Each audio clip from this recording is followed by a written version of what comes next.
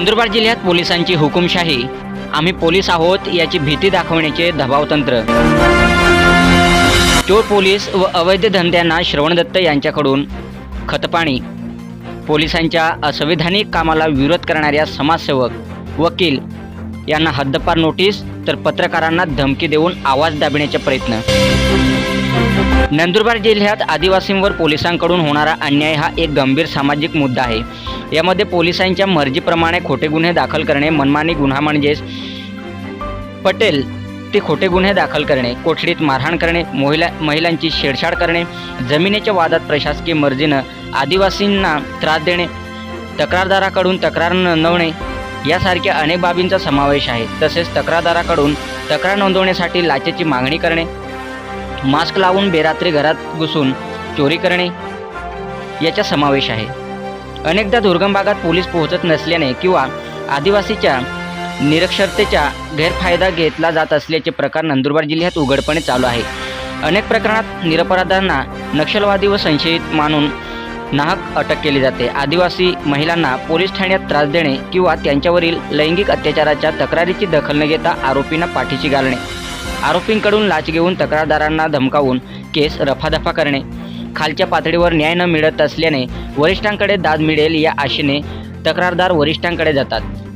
परंतु नंदुरबार जिल्ह्यातील वरिष्ठच गुंड असल्याने म्हणजेच पोलीस अधीक्षक श्रवण दत्त यांच्या गुंडगिरीमुळेच व त्यांच्या आशीर्वादाने पोलीस प्रशासनाची दादागिरी ही वाढली आहे। पोलीस हे समाजाचे मूळ रक्षक आहेत, ते शांतता आणि सुरक्षा राखतात। परंतु पोलीस अधीक्षक श्रवण दत्त सारख्या भ्रष्ट अधिकाऱ्यांच्या चुकीच्या वर्तणुकीमुळे व खंडणीखोरीसारख्या घटनेमुळे ते भक्षक वाटू लागले आहेत। बहुतांश पोलीस जनतेसाठी तत्पर असतात, तरीही रक्षकच भक्षक बनल्यास सामान्य जनता मात्र संकटात सापडली आहे।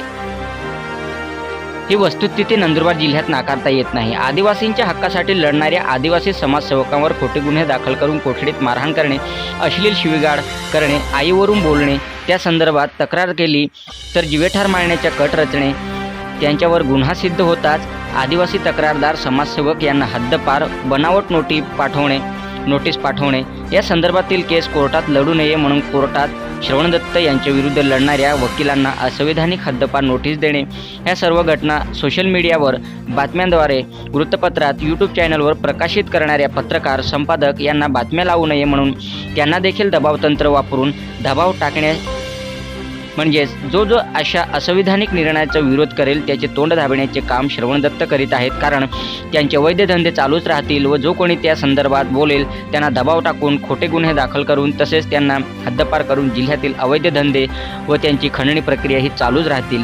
म्हणूनच सामान्य जनतेचा आवाज श्रवण दत्त यांच्याकडून दाबण्याचा प्रयत्न केला जात आहे।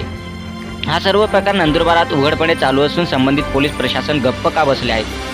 पोलीस प्रशासन अशा दादागिरी, असंविधानिक प्रवृत्ती व गुंड पोलिसांना पाठीशी का घालत आहेत? नंदुरबारमध्ये पोलिसांच्या डोळ्यासमोर आदिवासी तरुणाचा खून करण्यात येतो तेव्हा पोलीस का ॲक्शन घेत नाही? नंदुरबार पोलीस राजकीय पुढाऱ्यांच्या दबावाखाली काम करते का? श्रवण दत्त दलाल तर नाही ना? चौकशी करण्यात एवढा विलंब का लागतोय? पोलीस जाणून बुजून चौकशी न करण्याचा व पोलिसांपुढे कोण येणार या अंधढळ्यात तर नाही ना?